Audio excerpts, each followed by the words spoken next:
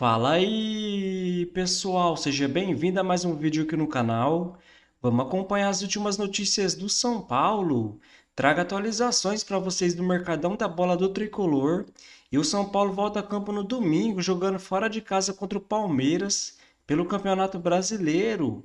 Então, sem mais enrolação, vamos pro vídeo. Quero repercutir uma informação do jornal Sport da Espanha que afirma: Belletti será o próximo técnico do São Paulo em substituição a Luiz Zubeldia.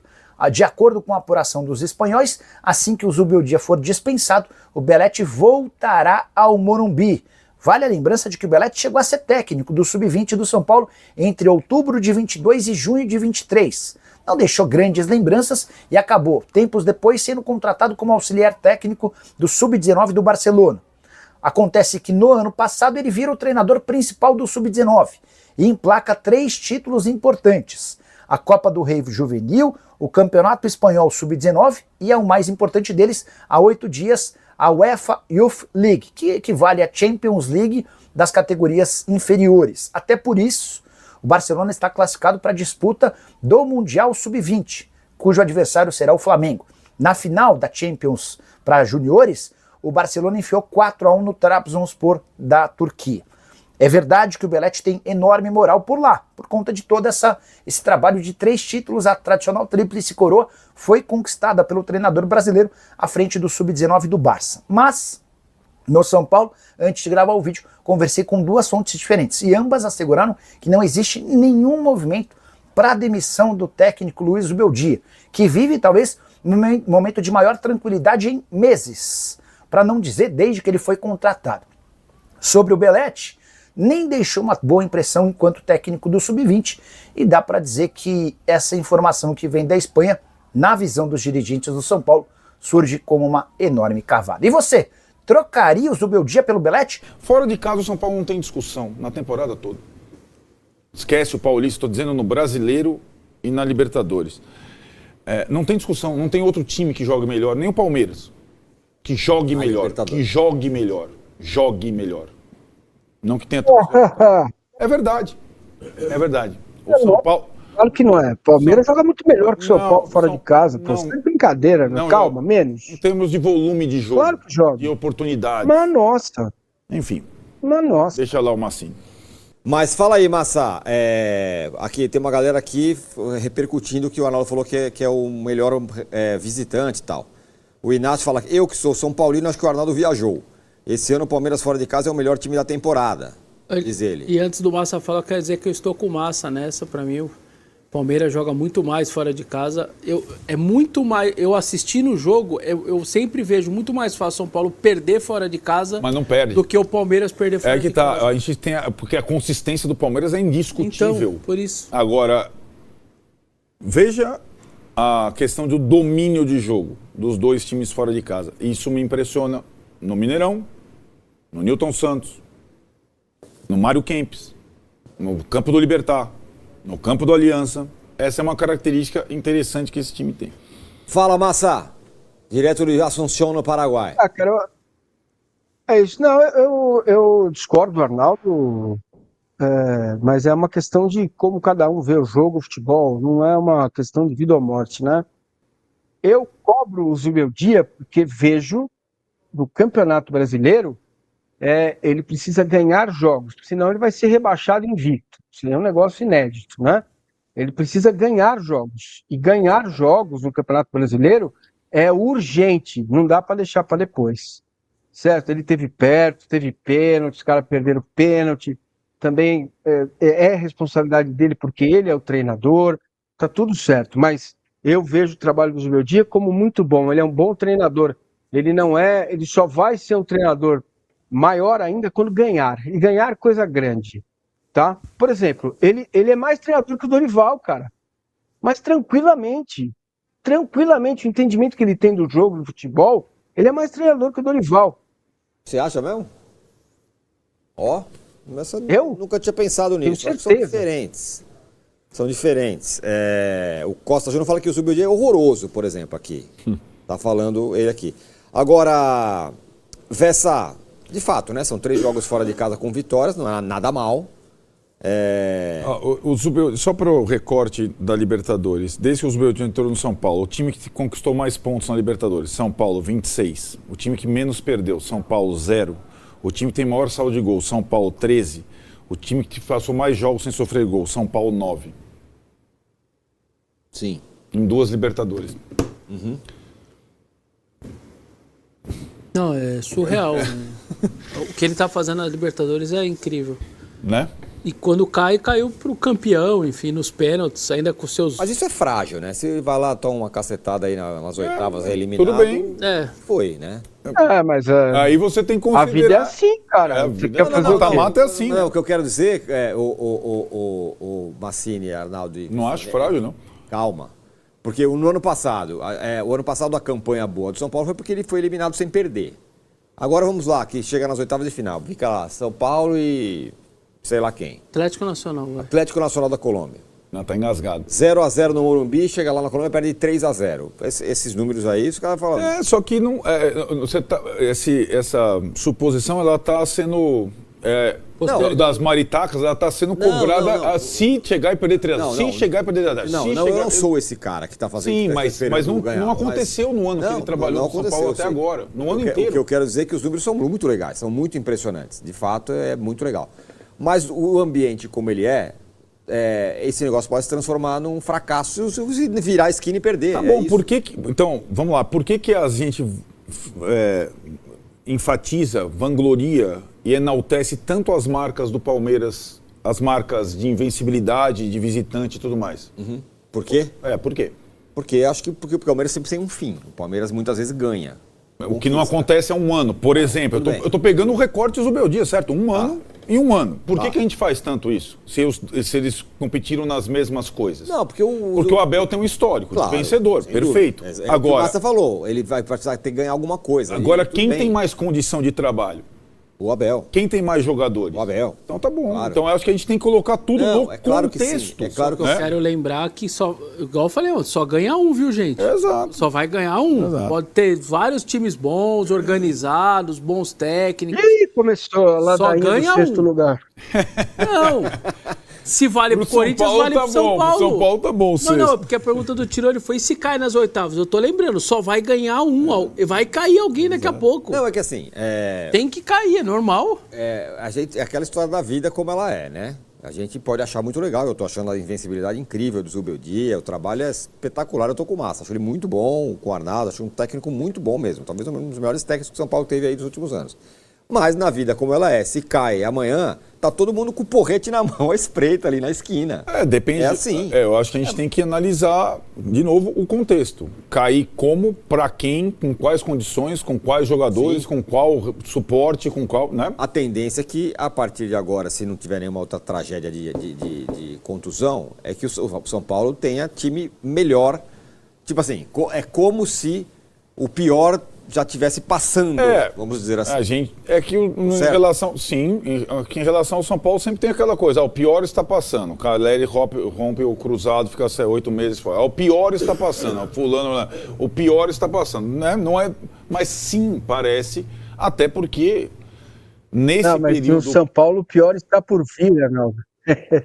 Pois é. Em termos de contusão, o pior está por vir, porque o cobertor é curto, é um cachecol, né? Agora, também, eu acho o seguinte, as pessoas são livres, né, cara? Se os caras querem pegar o Zubeldia no porrete se o São Paulo for eliminado de uma oitava de final, o que vai se fazer? Não há esse controle, né? Ele não pode... A gente não está nesse contexto. Agora, o que a gente precisa é analisar o para trás-mente, o período que estamos vivendo e o para frente-mente. Essa análise, o trabalho do Zubeldia é muito bom. Tá devendo no Brasileiro, hein? Não pode ficar atrás do Ceará. Precisa ganhar jogos, mas ele é bom, é um bom trabalho. É que eu acho que tem eliminações, como a gente sempre fala aqui, eliminações, contextos e adversários. São Paulo classifica em primeiro, Flamengo em segundo, cai a bolinha do Flamengo. Você vai fazer o quê? Pois é. Caiu pro Flamengo, acontece. Sim. Então, isso eu acho que é um contexto. É muito diferente se o São Paulo, sei lá, cai pro Flamengo, o Corinthians pro Barcelona Aconteceu com o de Palmeiras. Guayaquil. É O muito Flamengo diferente. e o Botafogo, né? Então. Muito forte, caiu fora nas duas no ano passado, exatamente. Eu acho muito diferente. Deixa eu falar sobre São Paulo, que caminha a classificação, está praticamente classificado aí para as oitavas. O São Paulo que construiu uma vitória muito em função do trabalho que a comissão técnica fez para neutralizar principalmente as jogadas do Paulo Guerreiro, que o Zubeldia conhece por ter tido uma passagem com ele, inclusive foram campeões com a LDU pela Copa Sul-Americana. Então todo o trabalho que foi feito da equipe do Alianza em função do Guerreiro, que foi titular e não o Barcos acabou entrando no segundo tempo, esse foi um trabalho muito mérito dessa comissão técnica que conhece o jogador, neutralizando o ataque, botando 2 jogadores, uma dobra de marcação. O Guerreiro praticamente não encostou na bola. Isso foi muito mérito dessa comissão técnica. Aliás, é importante a gente citar que o Zubeldia, a gente sabe, estava pressionado, era falta de resultado, a torcida estava torcendo um pouco o nariz para o trabalho, mas a partir do momento em que ele é bancado pela diretoria, a partir do momento em que a diretoria fala, não vai ter troca, ele vai ser o treinador, independentemente do que aconteça, sombra de Dorival, aquela coisa toda, a direção de São Paulo deu a ele carta branca e deu a ele muito apoio interno. E o que o Zubeldia tem devolvido, e aí a gente vai falar, no Campeonato Brasileiro é invicto, mas não é um invicto que enche os olhos, são muitos empates, é bem verdade. Copa do Brasil teve um resultado mínimo ali contra a equipe do Náutico, mas é um trabalho que eles enxergam que vem sendo construído com muitos méritos. Por exemplo, o São Paulo é um time que investiu nessa janela sem custos, trouxe jogadores livres no mercado, trouxe jogadores como, por exemplo, o Oscar, que está sendo pago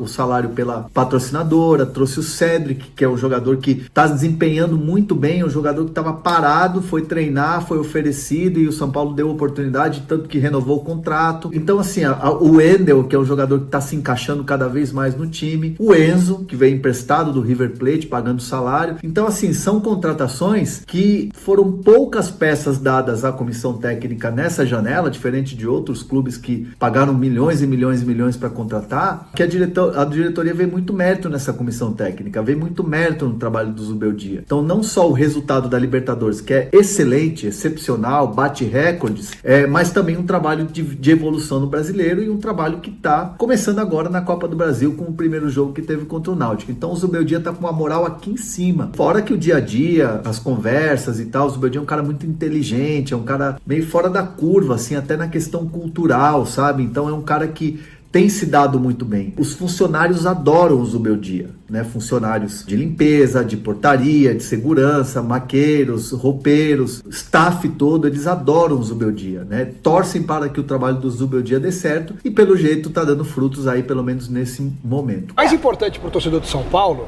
é que o Caleri não está fazendo falta. A gente lamentou a lesão, porque a gente lamenta todas as lesões graves do futebol. Ninguém, né, fica feliz, pelo contrário. Em relação a contusões graves, mas para o time do São Paulo, o André Silva já vinha funcionando mais do que o próprio Caleri. E ele está fazendo gols importantes, está decidindo jogos para o São Paulo. Então, sorte do São Paulo, né? Ele que deu entrevista pra gente, não foi? Deu entrevista exclusiva pra gente, não foi? Com a Marina. E eu vou falar uma coisa, nosso programa, Gazeta Esportiva e o Mesa Redonda, eles dão muita sorte. Acho que é Casper Liber e tudo mais. Então, sugiro os jogadores que deem entrevista pra gente, porque dá sorte. Quem se nega, geralmente cai, não dá certo na carreira. Tá bom? Então, continua. Não, eu ia falar essa contusão do Caleri trouxe a oportunidade para o André jogar. Então, ele está tendo mais minutagem, ele está conseguindo os espaços dentro de campo, porque você jogar com o Caleri, você diminui seu espaço ali dentro da área. Então é um jogador que consegue fazer gol. Então vamos comentar sobre essas últimas notícias do São Paulo. E após a vitória, jogando fora de casa contra o Alianza Lima, o tricolor volta a campo neste domingo, também jogando fora de casa, agora contra o Palmeiras pelo Campeonato Brasileiro.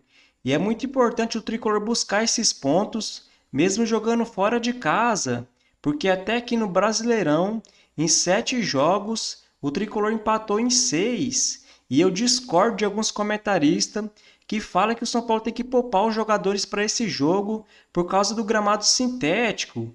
Na minha opinião, não faz nenhum sentido, até porque o São Paulo atravessa uma grande crise financeira e não pode começar a deixar o Brasileirão de lado e começar a correr risco, né, de cair por uma segunda divisão.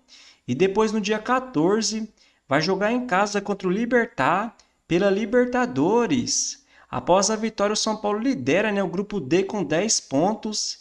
Em segundo aparece o Libertad com 6. Mas eles vão entrar em campo hoje, jogando fora de casa contra o Talheres. E se vencer, vai chegar a 9. Após esse jogo, o São Paulo volta a campo no dia 17, jogando em casa contra o Grêmio pelo Campeonato Brasileiro. E no dia 20, tem um jogo de volta pela Copa do Brasil contra o Náutico. Basta um empate nesse jogo para o São Paulo conseguir a classificação. Depois, no dia 24, vai jogar em casa contra o Mirassol pelo Campeonato Brasileiro. E no dia 27, vai jogar em casa contra o Talheres pela Libertadores. Então essa é a sequência do São Paulo nos próximos dias. E agora vamos ver como ficou a classificação do Campeonato Brasileiro após o fim da 7ª rodada.